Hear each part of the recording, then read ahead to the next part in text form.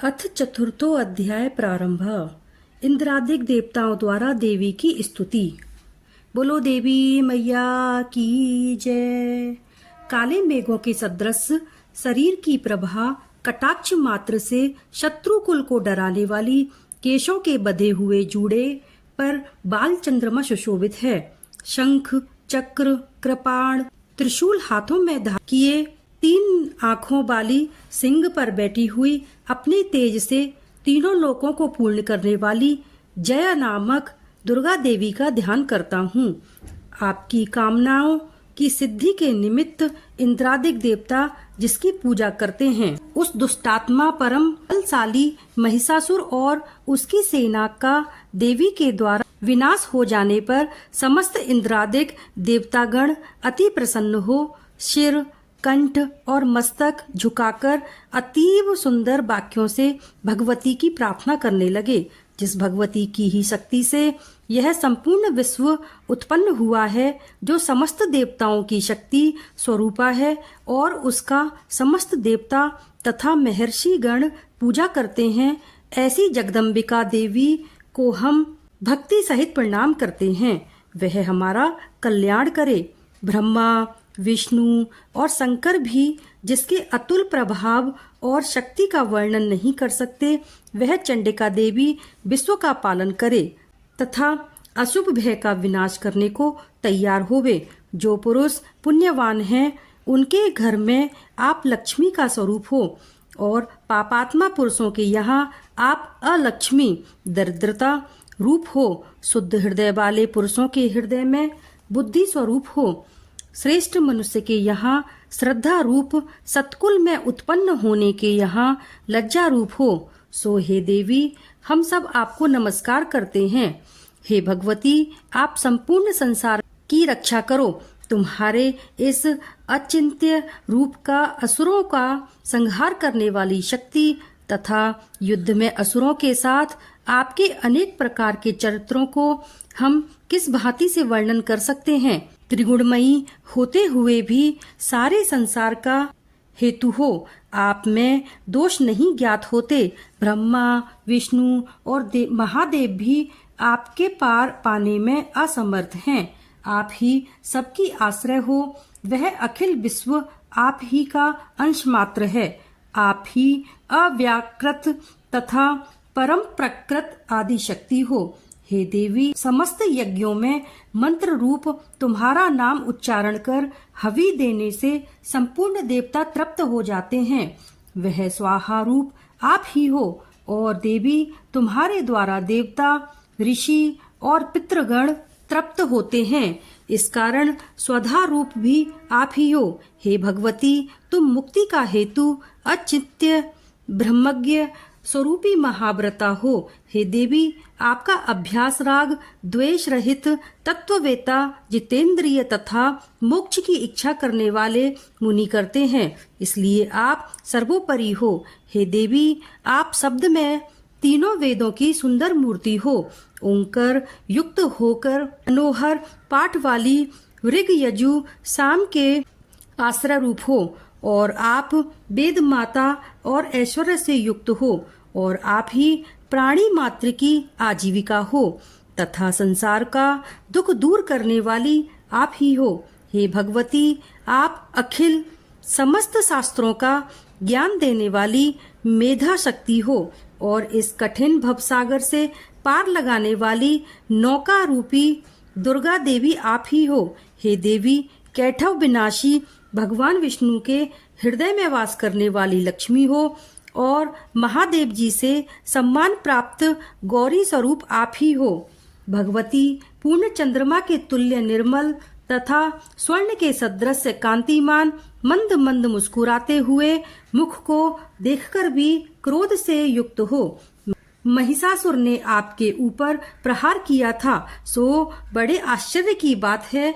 हे देवी, आपकी क्रोध युक्त मोह तथा उदर होते हुए चंद्रमा के तुल्य छवि को देखकर जो भी महिषासुर ने प्राण नहीं छोड़े, यह भी विचित्र बात है, क्योंकि क्रोध युक्त यमराज को देख कौन जीवित रहने की शक्ति रख सकता है।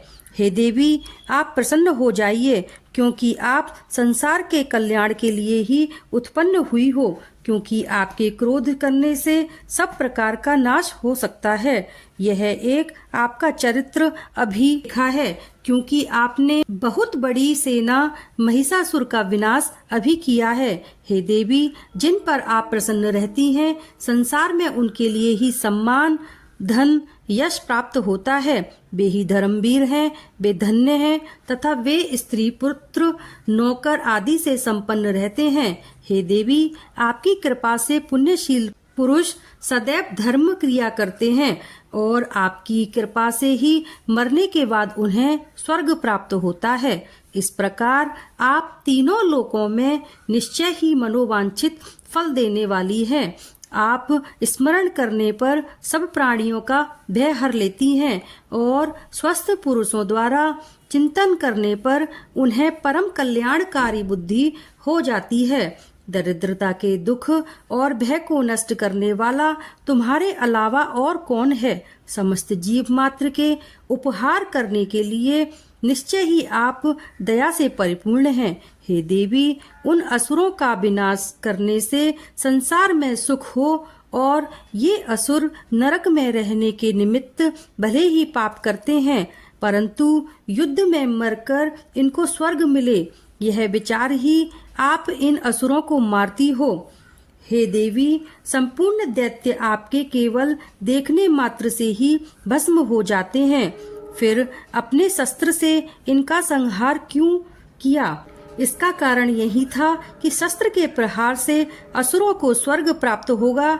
इस प्रकार शत्रुओं के लिए भी आपके कितने श्रेष्ठ विचार हैं। आपकी तलवार की उग्र प्रभा पुंज तथा त्रिशूल की नोक की चमक से उन राक्षसों की आंखें फूट क्यों नहीं गईं? इसका भी एक मुख्य कारण यह है कि किरण सहित चंद्रमा के सदृश आपका शीतल मुख उन्होंने देखा। हे देवी, आपके स्वभाव तथा चरित्र से दुराचारी व्यक्तियों के बुरे व्यवहार नष्ट हो जाते हैं और उसकी समता नहीं है, और आपका स्वभाव अविचिंत्य है। आपको वीर्य पराक्रम देवताओं के बल और पराक्रम के हरण करने वाले असुरों का नाश करने वाला है। इस प्रकार जो शत्रुओं पर आप कृपा करती हो सो प्रकट है। हे देवी, आपके इस पराक्रम की किसके साथ बराबरी की जा सकती है, और शत्रुओं को भयभीत करने वाला आपके समान सुंदर स्वरूप और कहाँ है? अर्थात किसी का भी नहीं है। हृदय में दया, युद्ध में कठोरता, यह बातें तीनों लोकों में आप ही में दिखाई देती हैं।